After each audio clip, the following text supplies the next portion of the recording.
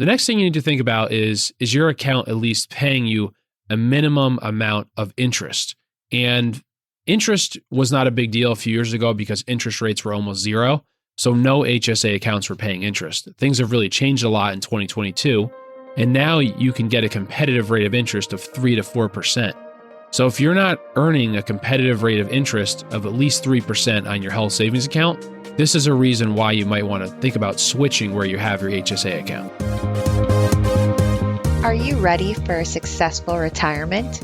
We're addressing the topics facing today's retirees. Welcome to Retire with Ryan. Now here's your host, Ryan Morrissey.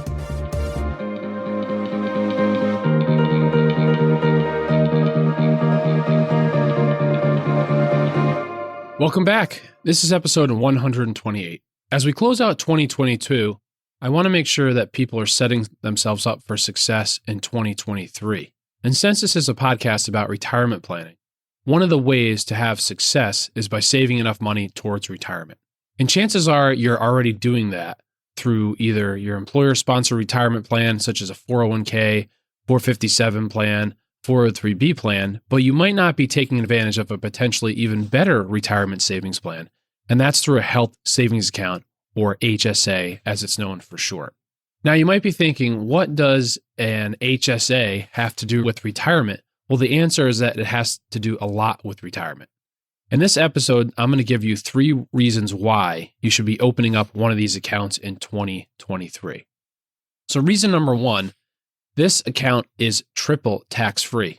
What that means is that HSAs have an unmatched tax treatment and are known as a triple tax-free account.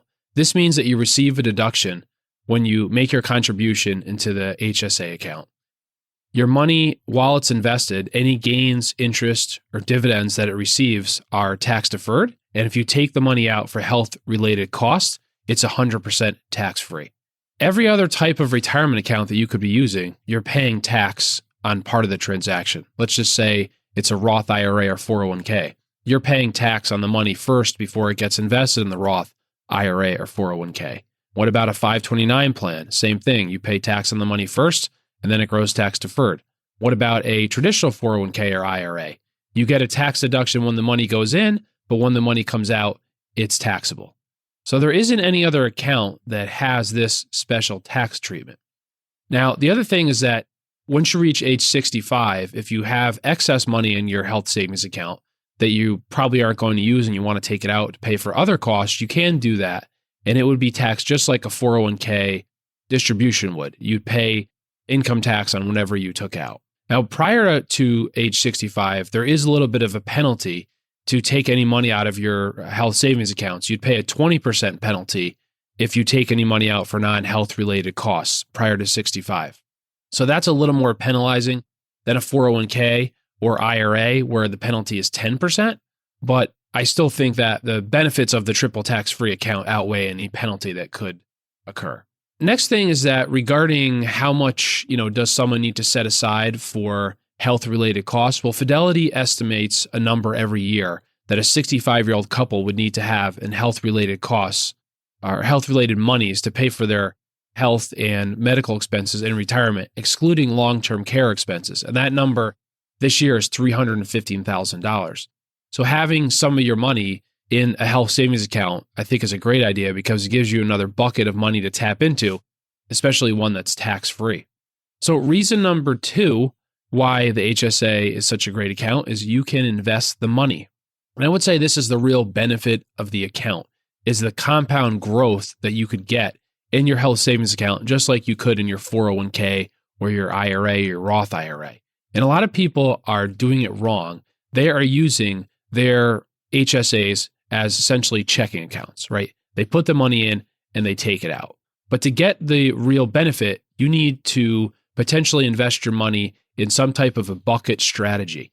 What do I mean by that? Well, if you think about health-related costs in the HSA, you have some expenses that could come up in the near future, right? That's why you have this account to pay for out-of-pocket expenses, emergencies, sicknesses. So you'd want to have some money in relatively conservative, minimal fluctuation bucket. So that could be where you use money market or short-term bonds. And then a good portion of the money if you're not going to be using it for a long time, you want to think of more as a longer term investment. And that's where you'd want to have that money invested in stock funds, real estate funds, possibly commodities funds for longer term growth. So thinking about using some type of a bucketing strategy. And the next thing you need to think about is your account at least paying you a minimum amount of interest? And interest was not a big deal a few years ago because interest rates were almost zero. So no HSA accounts were paying interest. Things have really changed a lot in 2022. And now you can get a competitive rate of interest of 3 to 4%. So if you're not earning a competitive rate of interest of at least 3% on your health savings account, this is a reason why you might want to think about switching where you have your HSA account. So I'll talk a little bit about the HSA providers that are out there, but I currently use Fidelity, and I looked at my account prior to recording this because I'm utilizing this bucketing strategy as well. I have some money in short-term funds. My short-term money I just have in the Fidelity Government Cash Reserve Fund. The symbol is FDRXX, and its 7-day yield as of December 14th, when I'm recording this, was 3.42%. So that's a very good yield.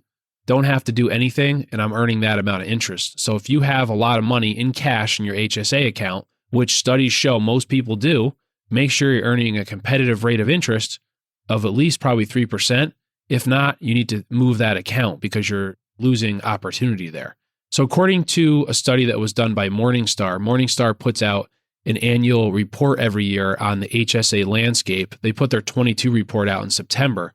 They said that according to Fidelity, which offers an investment option, only 1 in 5 people are actually taking advantage of that. So most people at Fidelity just have their money in one of the default cash accounts like the one I'm using.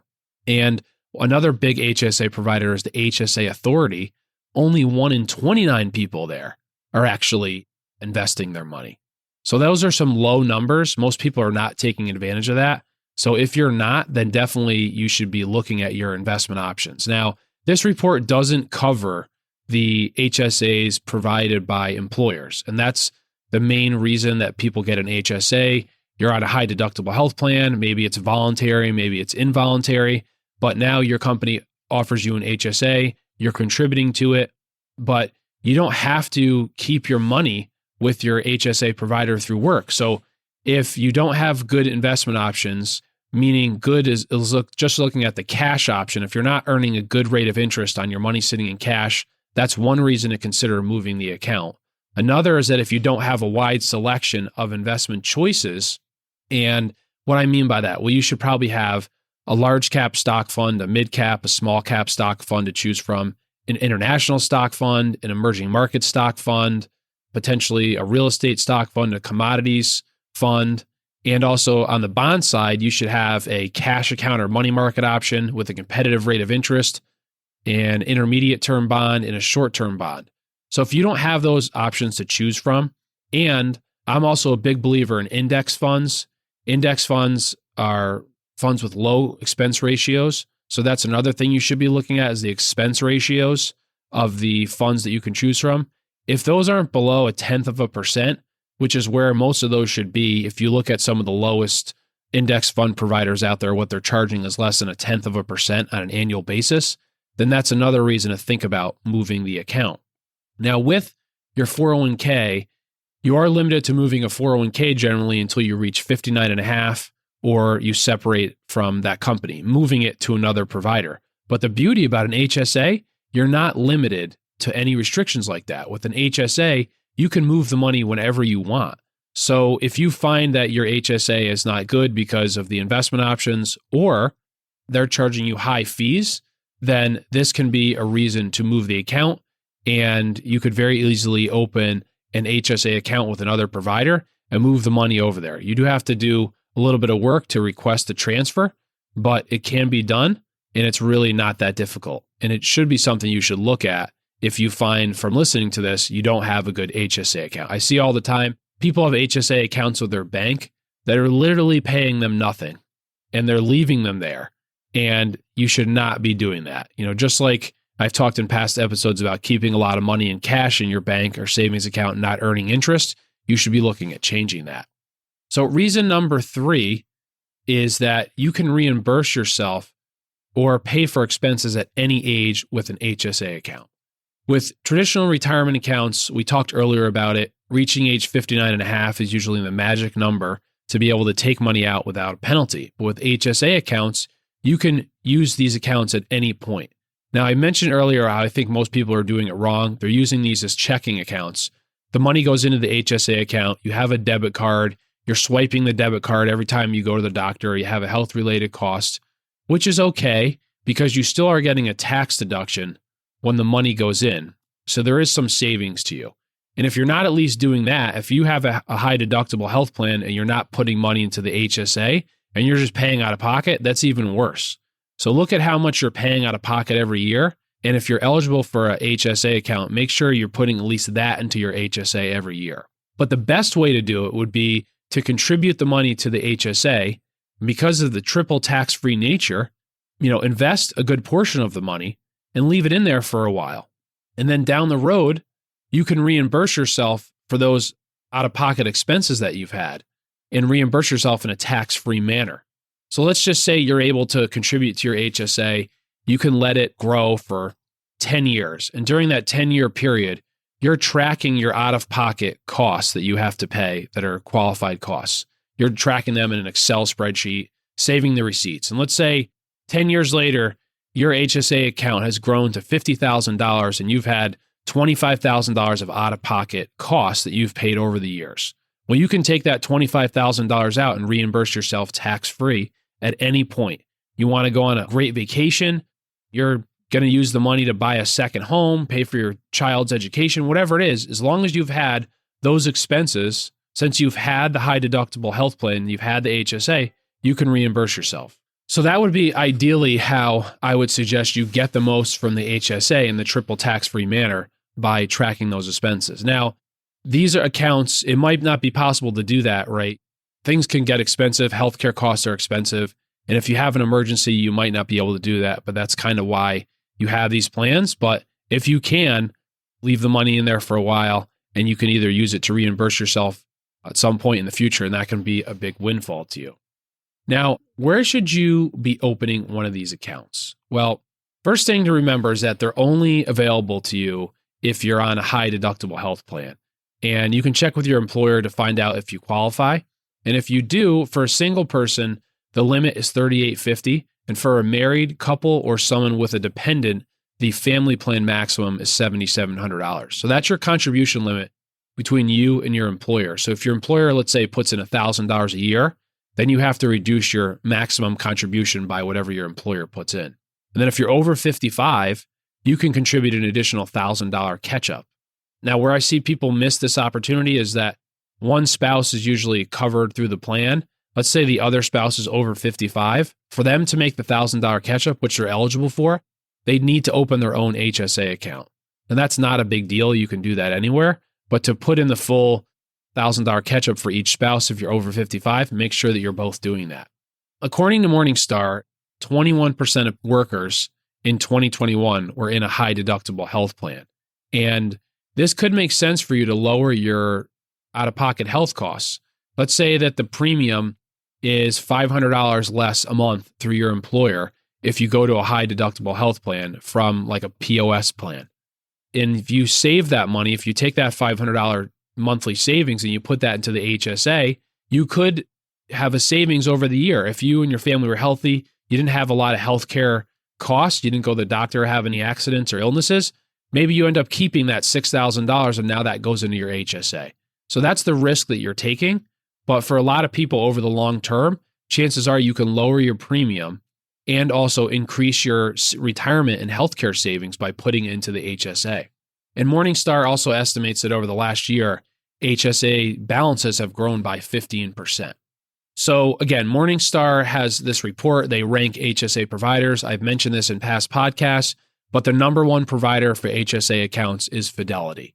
And they rate that on a couple different metrics, one being the saving aspect, and that would be just the money market rate they're paying, also the fees and the ease of getting money in and out of the account. So Fidelity gets a 5 out of 5. The next two highest companies are First American Bank and HSA Bank. They get a 4.4 out of 5. So those are good options too. And I can tell you that with Fidelity, there's no cost to have the account. They are paying you a good rate of interest on if you just leave the money uninvested, and they don't charge you anything to move money in and out of the account. So it is a really good option. And then next, they rank these companies by their investment options, and they look at the fund selection that they have. I mentioned the different funds they should have. They also look at the cost of the funds, whether they offer both index funds and actively managed, and also whether they charge you to have the investment account. Because what some of these providers do is they make you have a minimum balance, let's say like $5,000 before you can invest the money. So they're looking for companies that don't do that. So again, Fidelity has the highest ranking of 4.4 out of 5, and the second best is Health Equity with a score of 4.2. So again, I have my account at Fidelity, and you can go to open an HSA with Fidelity. Just go to Google and type in Fidelity HSA.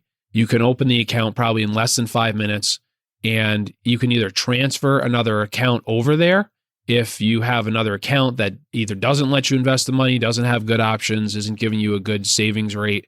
Think about transferring it over. And the other thing to think about also is that if you get to the end of the year and you're listening to this at the end of the year or early next year, and you haven't contributed the maximum, most people are contributing to their HSAs through payroll deduction. That's fine to do because it's automatic. I like automatic savings. But then to get the maximum in, if you figure you've got an extra $1,000 you could put in, that's a tax deduction. That's why it's such a big thing. You could contribute that to the HSA account somewhere else, like Fidelity. So I personally would recommend linking your bank account wherever you open this plan, so that if you need to move money in or out, that's how you're going to do it. You're going to pull it from your bank account, push it back to your bank account to reimburse yourself, and make sure you're putting in the maximum for 2022 or 2023 if you're just getting this set up. But if you're eligible in 2022, you still have time. You have until the tax filing deadline to make any contributions up to the maximum. I strongly encourage people to do that because of the triple tax-free nature. I even think this is better than a Roth IRA for a lot of people because of the fact that you're getting a tax deduction, and this can be tax-free to you for health-related costs, and it can sit in there your entire lifetime before it would have to come out. So I hope this episode is helpful on 3 reasons why you need to open an HSA account in 2023. And I wish everyone a happy and safe end of your 2022, and I wish you a great 2023. And thanks for listening throughout the year. And if you have any listener questions, I would greatly appreciate you submitting those by going to retirewithryan.com. Take care.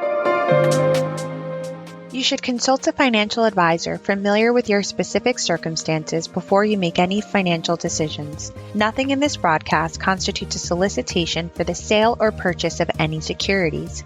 Any mention of rates of return are historical or hypothetical in nature and are not a guarantee of future returns. Ryan Morrissey, CFP, is an investment advisor representative of Morrissey Wealth Management, LLC, a registered investment advisor.